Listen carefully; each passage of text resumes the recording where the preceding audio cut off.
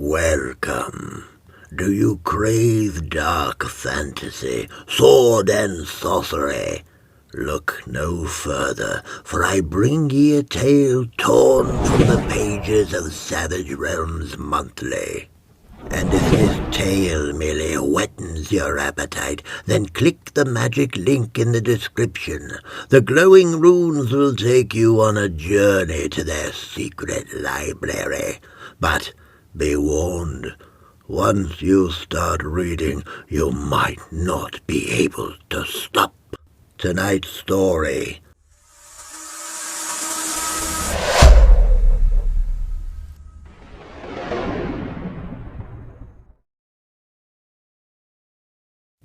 A scribe hurried along the halls of the sprawling palace in the ancient kingdom of Tartahan.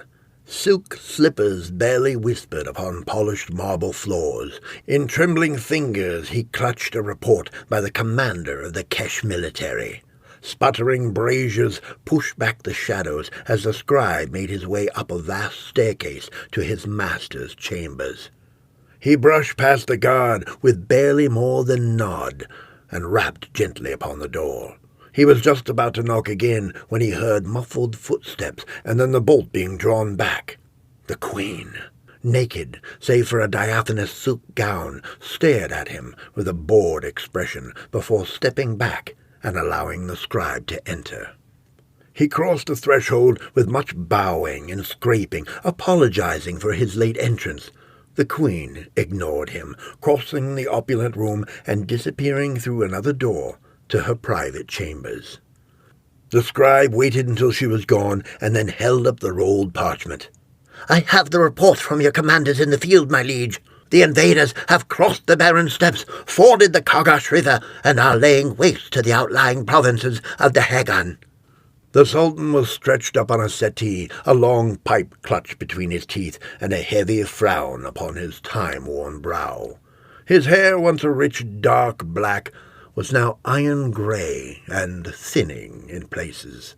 His body, once iron-hard, had turned soft. His face was marked by care lines. He breathed a cloud of sweet-smelling smoke, took the pipe from his lips, and said, "Who is this terror from out of the wastes? He must be a fearsome commander to have crushed our forces at Longridge." "It is no man, my liege. A woman leads the invaders. She is a fierce warrior. It is said she commands her armies from the front, atop a great black stallion, and that no mortal can stand before her." "Preposterous!" The Sultan stood up and went to the balcony, overlooking the sprawling metropolis. Lights winked all across the city like diamonds in a dark tapestry. The moon was a silver sickle in the night sky, and stars wheeled overhead. A dog barked in an alley below, and the raucous cry of voices floated up to the balcony from the temple district, where thieves held court after the sun went down. The Sultan noticed his pipe gone out and tapped the ashes on the balustrade. He gazed out over the rooftops of Tartahan and said, "Is this true? A woman leads the brigand forces, terrorizing my countryside?" Valera was 3 days in the desert when the last of her water ran out. She tipped up the worn leather satchel and drained the last few life-giving drops before casting the empty skin aside.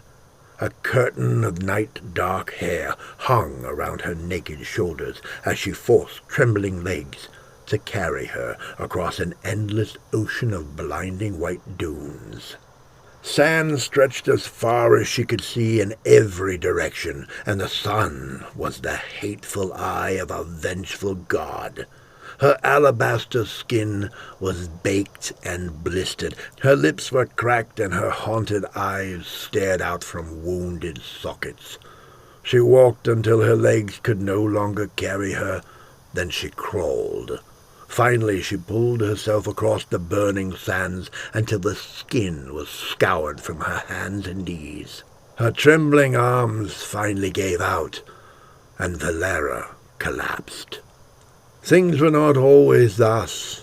Once she had been a respected courtesan in the Sultan's private harem, but a jealous word from a bitter rival had convinced the king she was having an affair, and she had been banished. A trio of soldiers had carried her into the western barrens, and after a week on horseback, the men had unceremoniously dumped Valera naked in the desert. "We should kill her now," one of the soldiers said. "A waste of good meat, if you ask me," said another. "We'll do no such thing," the captain of the men said. He was tall, with dark hair just beginning to grey at the temples, resplendent in green and black attire. While the others waited, he unlaced a water-skin from his saddle and passed it to Valera. "Travel north," he had told her. "I hear there is a settlement of exiles and bandits 3 or 4 days north across the desert. If you can make it, you might find shelter." Valera never got a chance to thank him. The man had wheeled his mount and galloped off, leaving her in the barren wastes. She spent the next 3 days wandering the empty expanse, naked with only the water-skin. Now she lay upon the sand, waiting for death. But death did not come. Her will to survive was too strong. That small part inside of us all, which clings tenaciously to life, would not allow her to give up. The desire for life, even a life of exile, won.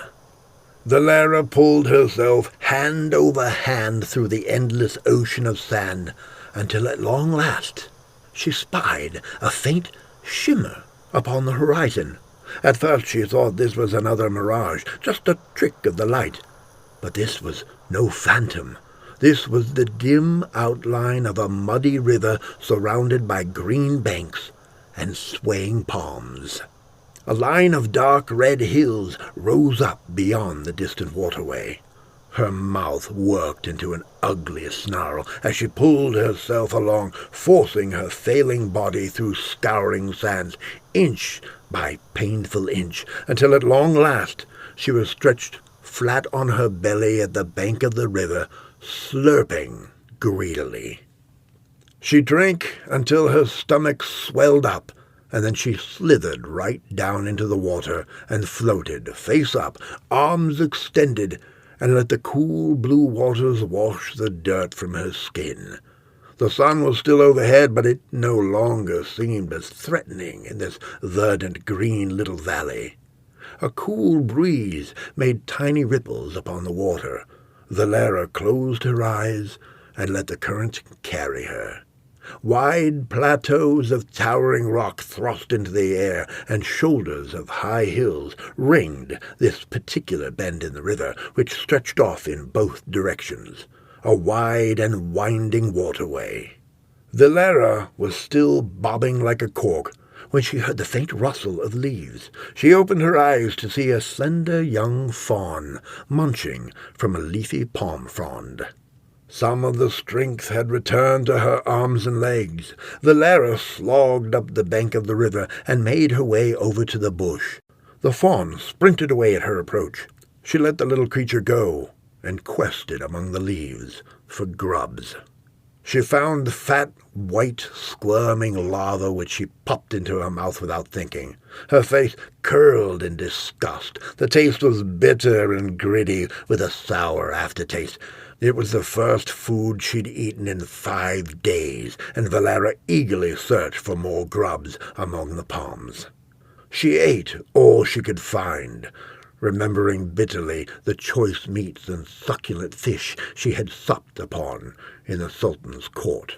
She was thinking longingly of warm bread and sweet wine when her eyes spied the young fawn. The beast had not gone far. It had found another bush and stood there foraging for grubs, occasionally lifting its head to mark Valera, making sure she wasn't sneaking up on him. Valera wiped guts from her cracked lips and then picked up a stick in the short, scrubby grass. It was so dry and bleached by the sun it appeared almost like bone, but she tested it and found it sturdy enough. Next she spied a small flat rock, half buried in the sand. It had been worn smooth by the river and deposited here eons ago, before the river had changed course. She stripped palms from the bush and tore the broad flat leaves into long, thin strips, which she then braided together into coarse twine. She had in mind to make a crude hatchet with which she might chop wood or even, if she was lucky, kill some small animal. Her eyes went back to the fawn, still nosing through the swaying grass for insects.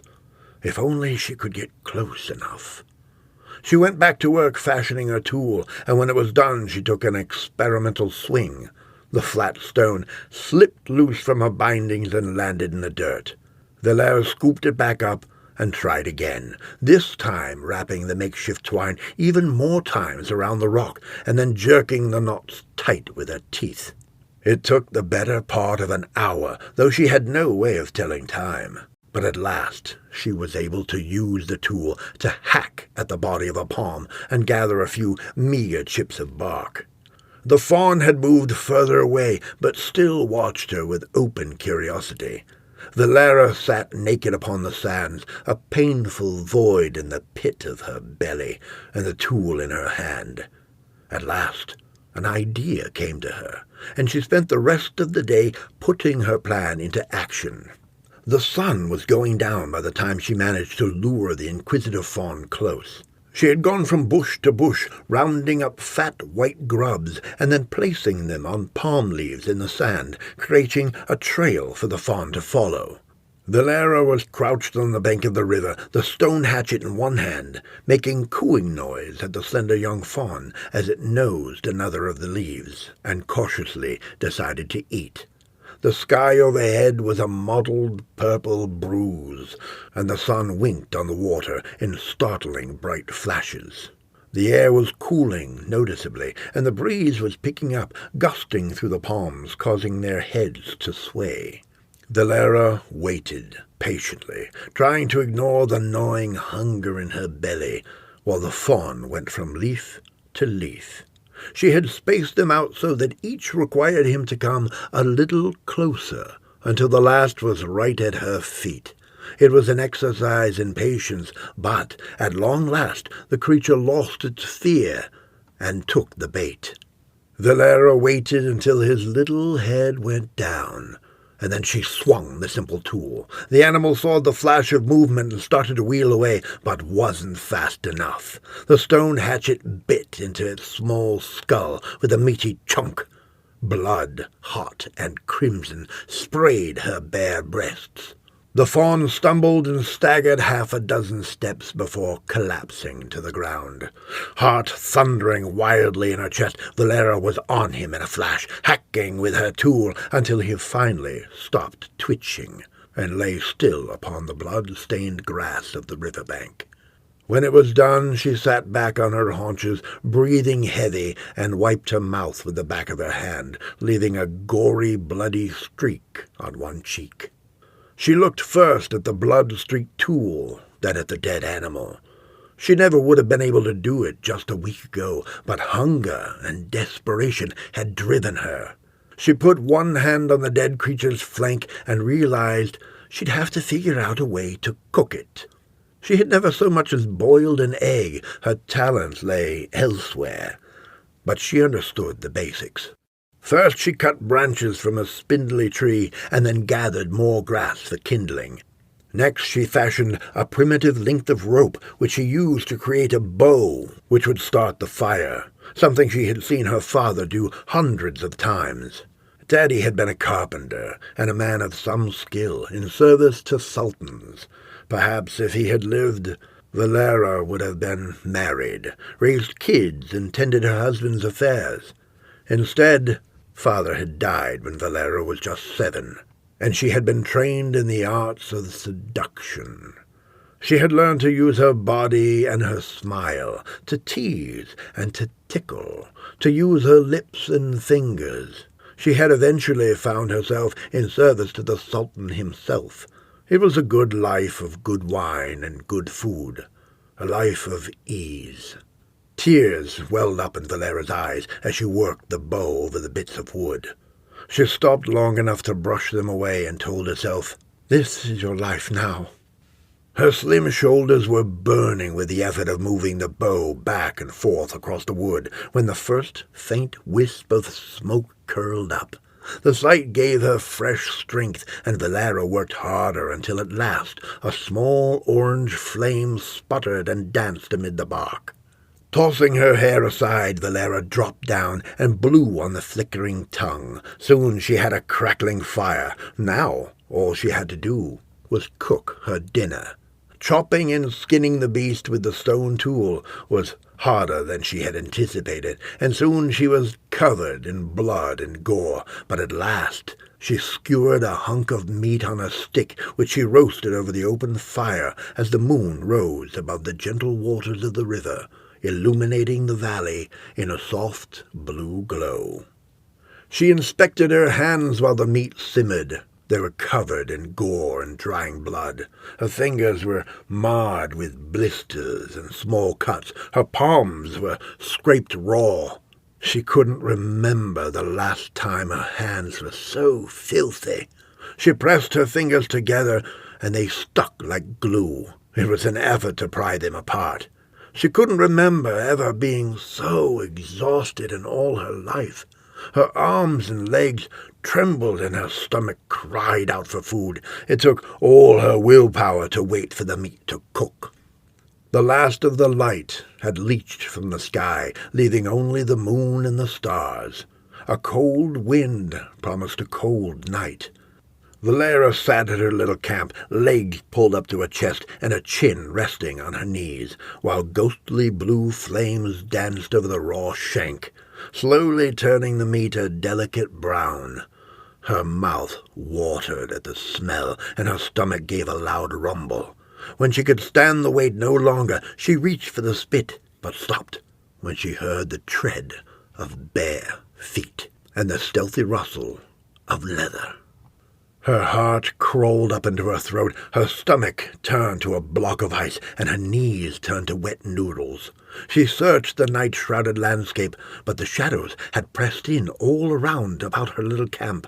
Beyond the circle of light, all she saw were menacing, dark shapes outlined against the deeper night. The large, sluggish river with the swaying palms no longer seemed a pleasant oasis, but rather a menacing landscape of half-glimpsed grotesque shapes and threatening whispers. She turned her back to the fire, straining to pierce the darkness with her eyes. Her ears pricked up. She heard another stealthy footstep and the gentle scrape of stone. Small hairs on the back of her neck stood on end. Valera abandoned her campfire, scurried into the darkness, and hunkered at the base of a large boulder. She hadn't been there long when a trio of figures emerged into the firelight. At first, her sleep-deprived mind insisted it must be the captain of the guard come back to tell her that there had been some mistake, that the Sultan had sent them to collect her, and that they had come to take her home. She nearly sprang up from her hiding place, but as the light fell full upon the figures, Valera realized it was not the captain or his men. These were savages. They were tall men with midnight skin and eyes that seemed to glow in the light of the campfire. They carried rudimentary weapons of bone and rock in large hands, and about their waists were tied simple loincloths decorated with occult fetishes. They were gaunt figures, phantoms from the savage wastes, who moved with primal suggestion. They crept up to the campfire, eyes wide, gripping their deadly weapons. There was a short, whispered conversation in a guttural language that Valera did not understand, and then one of the men reached for the spit of roasting meat. The tallest of the three spun and hit the thief with a devastating blow from his stone club. It sounded like a melon being dropped upon a stone floor. There was a meaty pop, and the thief's knees buckled. He collapsed to the ground, eyes rolled up in his head, and a blank expression chiseled upon his features. A dark freshet of blood oozed from his cracked skull. Valera clapped her hand over her mouth and choked back a scream. Her heart was beating painfully hard within her chest. Her bladder felt like it would let go. She had witnessed violence before, but not like this. In the Sultan's court she had seen men hang for their crimes, but this was murder. The brute had clubbed his friend with no more care than a man takes killing a chicken. The murderer reached down and picked up the spit and tore off a chunk with his teeth. He chewed the meat while staring balefully at the third savage, like he was daring the man. They stood watching each other for a long moment, the corpse at their feet seemingly forgotten. At last the third man skirted around the murderer and used his bone knife to cut himself a hunk of meat from the deer carcass. The murderer watched him the entire time. After several minutes of silence, the two savages plopped down next to the fire and made short work of the fawn. When they were done, all that remained was skin, gristle, and bone, and the two savages went about searching the body of their dead friend for anything of value. They took a few small animal skulls and a polished stone before leaving the camp and disappearing back into the night. Valera dared not move. She laid there on the ground, hugging the boulder, and waited for the sun to come up. It was a long, miserable night. She was terrified beyond words. Every moment she kept expecting the pair of savages to come howling out of the darkness, weapons high, and hack her to bits. But they never returned, and eventually the fire burned down to embers. She wanted to crawl over and enjoy the warmth, but couldn't find the courage. She shivered against the rock until the first light of dawn broke upon the horizon, and then finally she sat up for a look about. The savages were gone, as if they'd never been there, leaving only the corpse of their dead friend to prove that they had not been some fever dream. The body had turned an ashy gray color, and maggots were already forming. Putrid little bodies wormed and wriggled in his open mouth and eye sockets.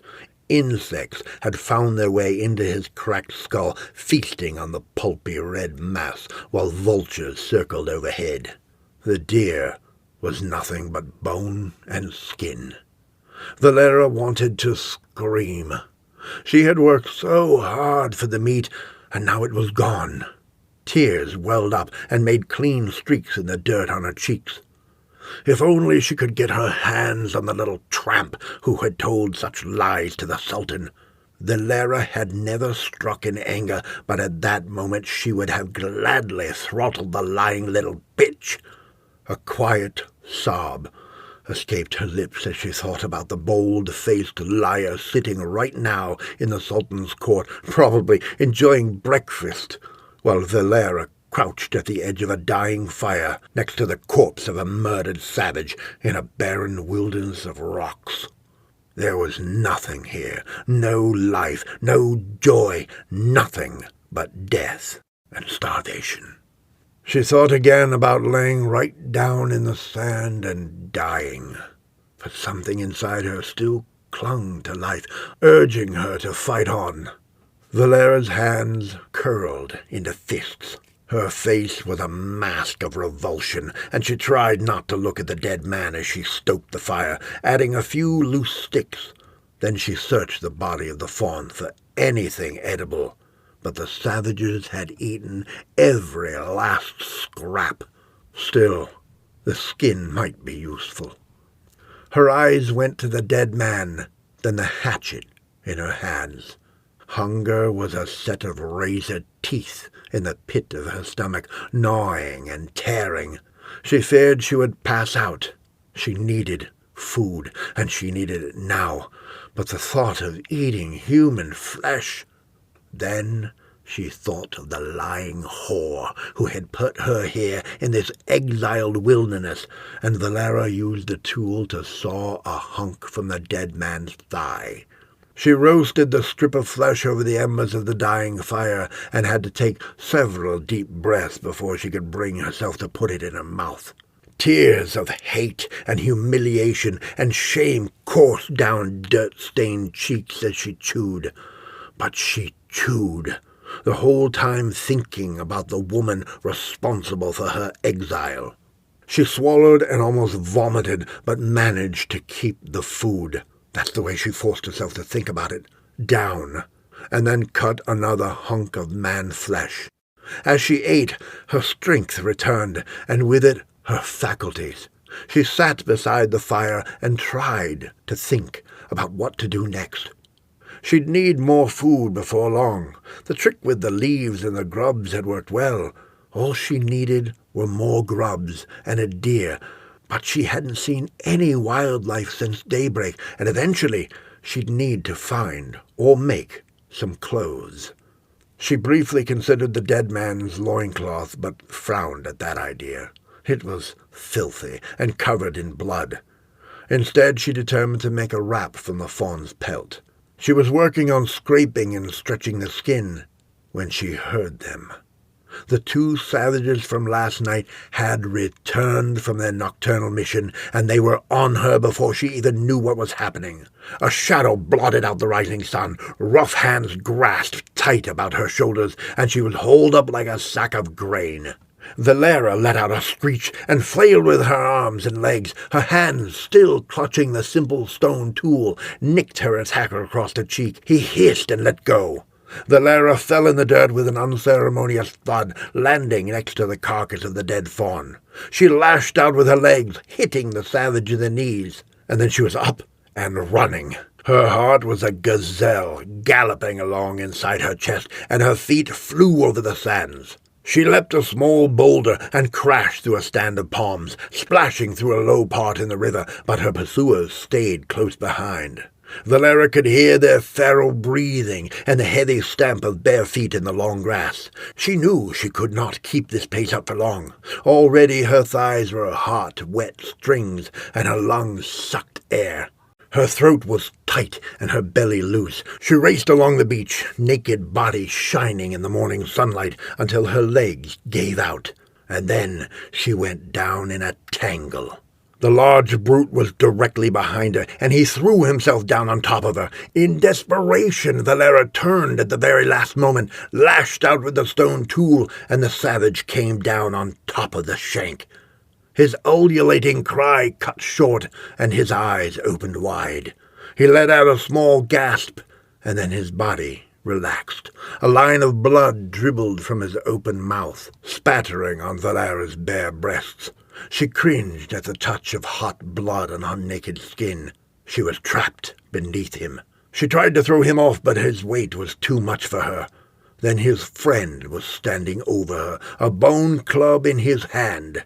He knelt down, took a hold of Valera's face in one rough hand, and lifted the club high overhead. His face was an uncaring mask of brutality, and his lips parted to reveal jagged yellow teeth like uneven tombstones. "Please," Valera whispered, "please don't kill me. I don't want to die."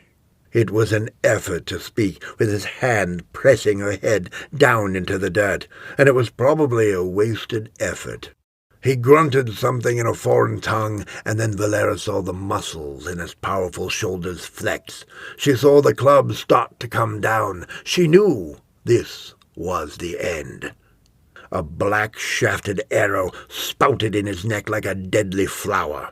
The missile landed with a powerful whack, and his club missed her head by inches, thudding in the dirt. 2 more arrows impacted his chest, and his body slumped sideways. He was dead before he hit the ground. His eyes were open and staring. The arrow sticking through his neck looked like some macabre war decoration. Black blood leaked out on the desert sands, forming a puddle beneath his head. Valera grunted and heaved and was able to push the dead man off herself, then sat up for a look. A small band of warriors in faceless grey armor, made of thick hide and fringed with black fur, stood at the river's edge. They carried a collection of bows, short blades worked of stone, and rough-hewn spears. Still gasping for breath, Valera whispered, Who are you? What do you want?" One of the faceless warriors strode forward, boots crunching in the long grass. A heavy bow made of elk horn was clutched in the warrior's gloved hand. The masked face tipped to the side as the warrior studied Valera a long moment, and then the figure reached up to remove the helmet. Long, tangled braids tumbled down around a battle-scarred face of tanned skin and flat, uncaring eyes. The woman watched Valera for a moment and then spoke in a rough tone. "Thaguith Iglanmitro." It was no language Valera had ever encountered. It might have been Himelian, but Valera could not be sure. The strange warrior woman took another step and spoke in halting Etruscan. "What is your name, girl?" "I'm called Valera." The warrior laid a hand against her own armored chest. "Ronga." "Thank you, Ronga," said Valera, and then motioned to the dead savage. "Thank you for saving me." "Thank you for saving me?" "We did not save you." Ronga's lips curled up in a cruel smile. She grasped a handful of Valera's hair in a painful grip. "We own you. On your feet." "What is to be done, my liege?" the page asked. Sultan Abul Khan sucked his teeth, the cold pipe still clutched in one hand, while he considered the problem. At last he said, "Summon the hawk. He will solve this problem with minimal bloodshed." The page hesitated and then said, "It has been many years since he has plied his trade, even if he could be located. It must be 50 summers by now." "Find him," Khan ordered, "and do it quickly." The page bowed. "Yes, my lord."